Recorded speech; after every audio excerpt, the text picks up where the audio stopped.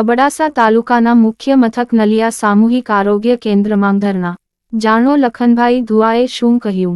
સંગઠનનો સંસ્થાપક છું લખન ધુઆ, અને છેલ્લા શિક્ષણ, આરોગ્ય, રોજગારી, દારૂબંધી જેવા જે સામાન્ય માણસની સમસ્યાઓ છે, જે કોઈ નેતાઓ ઉપાડતા નથી, એ સમસ્યાઓ માટે 6-7 વર્ષથી કચ્છમાં લડી રહ્યા છે. હવે બીજો એક પ્રશ્ન કરીશ. અબડાસા આટલો મોટો વિસ્તાર છે, તો કોઈ અમારા અબડાસાવાસીને એવો કંઈ પ્રશ્ન ન આવ્યો, એ તમને આ પ્રશ્ન કેમ ઉદ્ભવ્યો કે અબડાસામાં આટલી બધી પ્રશ્નોની કનડગત છે, તો એ અંગે તમે શું કહેશો? ચોક્કસ, હું છેલ્લા કહું છું 6-7 વર્ષથી આ તમામ મુદ્દા ઉપર લડત લડી રહ્યો છું.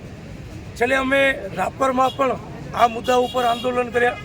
દર મહિને એક વખત રાપર જવાનું પણ મારું થતું હોય છે. તો મને લાગ્યું, અહીંયાથી મને ઘણા બધા ફોન આવતા, અહીંયા કને હોસ્પિટલમાં સગવડ નથી, માટે ભુજ જીકેમાં એ લોકો આવતા, ત્યાં મને મળતા કે લખનભાઈ એકવાર નલિયા આવો, તમે ત્યાં કને જુઓ, તમને લાગે કે ખરેખર સગવડ નથી તો તમે આંદોલન કરજો.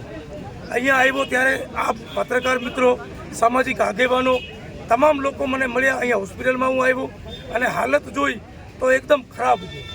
જે સરકારી મહેકમ છે એ પ્રમાણે 8 ડૉક્ટરો અહીંયા કને હોવા જોઈએ, 8માંથી એક પણ ડૉક્ટર આ હોસ્પિટલમાં નથી, અને બહુ ભયંકર પરિસ્થિતિ ખરાબ છે.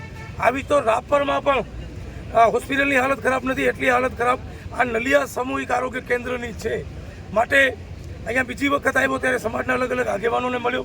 દરેક સમાજના લોકોએ મને સાથ આપવાનો વાયદો કર્યો કે નહીં લખનભાઈ, અમે હાજર રહીશું, અને આ મુદ્દા ઉપર તમે લડત લડતા હો, સાથે સાથે શિક્ષણના મુદ્દા ઉપર પણ આગળ જતાં આપણે આ લડત લડવાની છે. આ બેઝ ઉપર પણ અલગ અલગ સ્કૂલોમાં જઈ હું પોતે રૂબરૂ નિરીક્ષણ કરીશ, કારણ કે નેતાઓનું કામ જે નેતા નથી જતા, ચૂંટાયેલો જનપ્રતિનિધિ નથી જતો, ત્યાં આગળ હું જાઉં છું. આ મારો એક રેકોર્ડ. મહિના દિવસનો સમય સરકારને અમે આપીએ છીએ. લેખિતમાં રજૂઆત આજથી 15 દિવસ પહેલાં જ જિલ્લા વિકાસ અધિકારીને, જિલ્લા આરોગ્ય અધિકારી પાસે હું કરી આવ્યો છું. આજથી 1 મહિનાની અંદર કમસે કમ અહીંયા કને 2 ડૉક્ટરોની વ્યવસ્થા થાય. ગાયનેક વિભાગ જે નર્સો સંભાળે છે એ ડૉક્ટર સંભાળે, પછી એક MBBS ડૉક્ટર પણ આવી જાય. નહીં આવે તો મહિના દિવસ પછી નલિયામાં રોડ રસ્તા હાઈવે ચક્કાજામ કરવામાં આવશે. એ ચક્કાજામ આપણે જોયું હશે કે અદાણી જીકે જનરલ હોસ્પિટલ માટે હું મુન્દ્રા અદાણી પોર્ટ ઉપર પણ ગયો હતો, ત્યાં કને પણ અમે રોડ રસ્તા બંધ કર્યા છે. આ તો સરકાર છે, કોઈ મોટી તોપ નથી. સત્તા પક્ષ દ્વારા MLA છોડો, એમનો તાલુકા, જિલ્લા કે સામાન્ય કોઈ કાર્યકર્તા પણ અહીંયા કને આવીને નથી કીધું કે અમે આ BJPમાંથી છીએ. માટે એમ કહી શકાય કે સત્તા પક્ષનો માણસ કોઈ નથી આવ્યો. હું આભાર માનું છું તકીસા બાવાનો કે પોતે એક પક્ષમાં જોડાયેલા જે હોદ્દા ઉપર છે, છતાંય પણ પાર્ટી અને પક્ષને છોડી અને ન્યાયની અવાજ માટે, ઇન્સાનિયત માટે બાવા અહીંયા કને આવ્યા છે.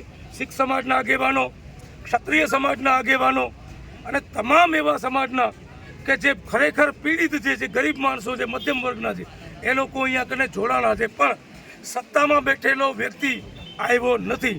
મતલબ કાંઈક ને કાંઈક જોલ છે.